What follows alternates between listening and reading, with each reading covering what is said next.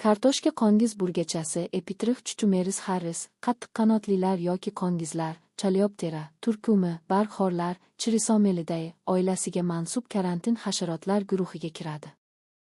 Qongizi qora, uzunligi 1,5–2 mm gacha, oldingi ko'kragi uzunligi bo'ylab yetarlicha aniq taroqsimon, tana tuzilishi xira, to'liq silindirsimon emas va jipslashmagan.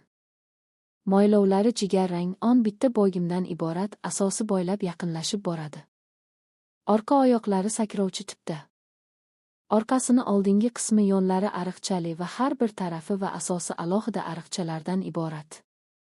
Qanot usti asosi bo'ylab nuqtalar aniq ko'rinib turadi va yuqorisi tuklar bilan qoplangan. Qanot usti qora yoki shu tusga yaqin. Bu tur jinslari bir-biriga o'xshamaydi. Hamma turdagi barxorlar oilasi kabi jinsiy organlari tuzilishi bilan farq qiladi.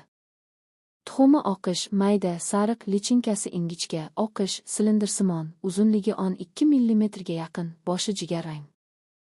Zararkunandaning to'liq rivojlanishi 3–14 kun. Imago tuproqni 25 cm chuqurligida qishlab chiqadi. Ba'zi birlari 60 cm chuqurlikda bo'lishi aniqlangan.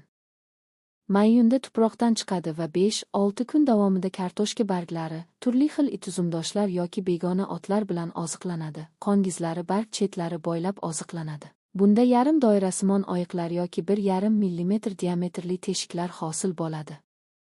Qo'shimcha oziqlangandan so'ng ular otalanadi va 35–55 kun davomida tuproqning bevosita oziqa o'simlikka yaqin joyiga tuxum qo'yadi. Urgochisi yuqori pushtdorlikka ega bo'lib, top-top qilib 10–15 donadan o'rtacha 90–200 donagacha tuxum qo'yadi. Embrionning rivojlanishi 3–14 kun.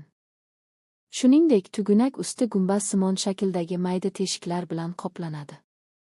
Tuxumdan chiqqan lichinkalar tuproqqa o'tib boradi va ildizlar bilan qoplanadi. Oz vaqtida tugunaklarni sezilarsiz zararlaydi. Shimoliy Amerika, Kanada sharoitida bu tur populyatsiyalari bitta, Markaziy Amerika va Janubiy Amerikada 2 ta avlod beradi. Qarshi kurash choralari. Oziqabob ekinlarni ekishda zararkunanda tarqalgan maydonlar aniqlanishi lozim va chuqur haydash kerak. Kimyoviy kurash choralari. Fosfororganik birikmalar bo'lgan kimyoviy preparatlar, piretroid va boshqa insektitsidlar bilan ishlov berish. Karantin zararkunanda tarqalgan davlatlardan tuproq va o'simlikni keltirish taqiqlanadi. Kartoshka tugunaklarini va tuproqni sinchiklab ko'zdan kechirish, tasodifan aniqlangan zararkunandaga qarshi fumigatsiya ishlarini olib borish.